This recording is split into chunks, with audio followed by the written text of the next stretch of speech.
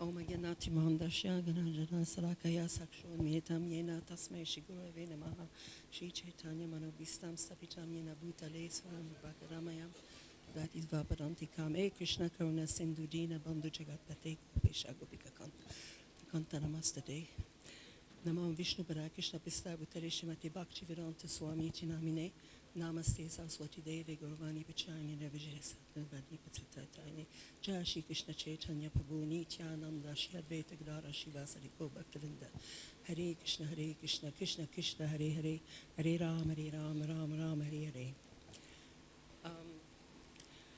Before the temple opened, around that time, I was in Delhi, Pujar in Delhi, dressing Radha Parthasarati.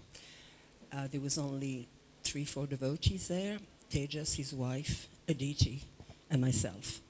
So from time to time I used to go to Vrindavan, and at some point Kishori was on her own to do the dresses, to finish the dresses. So Surabi, her husband, he's asked me to go there and help her with the dresses, like as I said, being on her own. So there were nowhere to stay, to live there, but because Kishori and her family, Surabi and the daughter Kishori, Bhakti Kishori, used to live in Bagaji's house, Vishwamba's house, who was Prabhupada's very good friend, right by the temple. So that's where I ended up, staying. There were nowhere else to stay before the temple opened, and we proceeded to try to finish the dresses that she had started. On the day of the opening, the dresses were made and embroidered by this small man called Sham, and Bagaji used to be the one that, because here we didn't know how to deal at that time, like price-wise, quality-wise, and so many things. So he was a go-in-between between Sham and Kishore and myself. So on the day of the opening, we got to go on the altar to give different pieces that were, missing, and to make sure that the outfits were complete while they were dressing the deities. And I remember being present. One thing I remember is when they removed the cloth from the deities' eyes. I was standing by Lord Balaram's deity, and right there when they removed the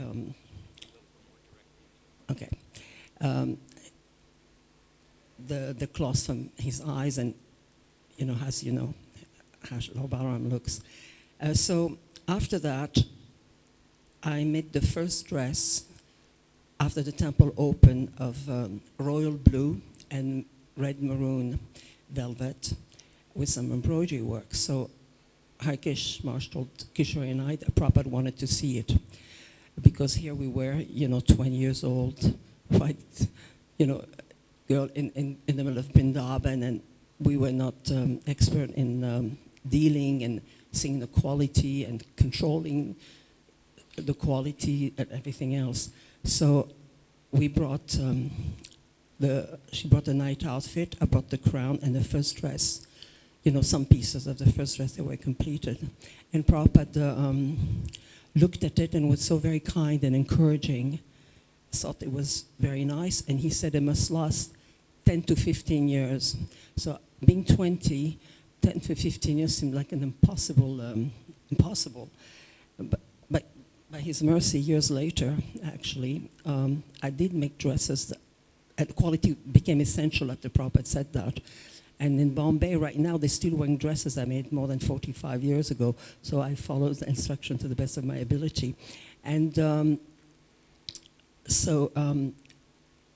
and he said that we must learn to do this craft. And whenever devotees come from the West, we should teach them whatever we've learned. So a couple of afternoons, there was a few devotee ladies, Nandarani, a few of us, and Gopal Krishna Maharaj's wife at the time. We, on the balcony of the guest house, I think it was on the second floor, open air, it's an open air balcony. We set up some tables and proceeded to, I thought that we should start with small deities first, put them on the table and to try to, do the embroidery ourselves. And I must say it wasn't, as good as it should be. And because it's at a very young age, the children, they learn the dexterity, first even without putting the thread, just had to go up and down, and to, perfect the art form, and we weren't quite on that level, so we end up, going back to Sham and a few of the workers to do it. We designed them, we bought the cloth, but we did that. But one dress I did by hand, was for the opening of the Bombay temple. The first dress was all done by hand. And I used to sit in the Krishna Balaram temple room every morning for class with all my different pieces and give it to different devotees, Lakshmani, different devotees to help, doing it, because it was all done by hand, like Prabhupada actually initially wanted us to do. So, like that. After that, I proceeded on to do some dresses, and that became my service given by Srila Prabhupada. On the actual day of the opening, after having given the dresses and the mukut, that's another thing. We learned the art of how to put the mukut pieces on the turban.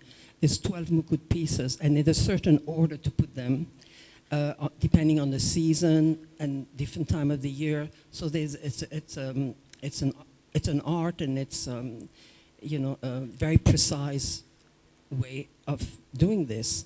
So I proceeded every day to do this as a service to Krishna and Balaram, and every evening I used to do that. All the turban, there was 3 different rooms. And the pujaris in the morning, they used to come and just pick up the tray with all the outfit we had laid out and the jewelry we had laid out and the turbans. So it went on that way. And so on the day, to go back to the day of the opening, that what everyone's been describing, the wonder of Srila Prabhupada, when he did this artik to Krishna Balaram. That was his first big temple in India. And it was such a glorious accomplishment, because we have to remember that Prabhupada came back to Vrindavan with a bunch of white people in the midst of the smarta brahmanas, so it wasn't easy at the beginning. And so that's why Prabhupada was very insistent that we did everything properly, so they could not find fault with us and accept us as such. So, these were the first few months, most wonderful time personally in my life, yes. So Hare Krishna, all glories to Srila Prabhupada, Hare Krishna.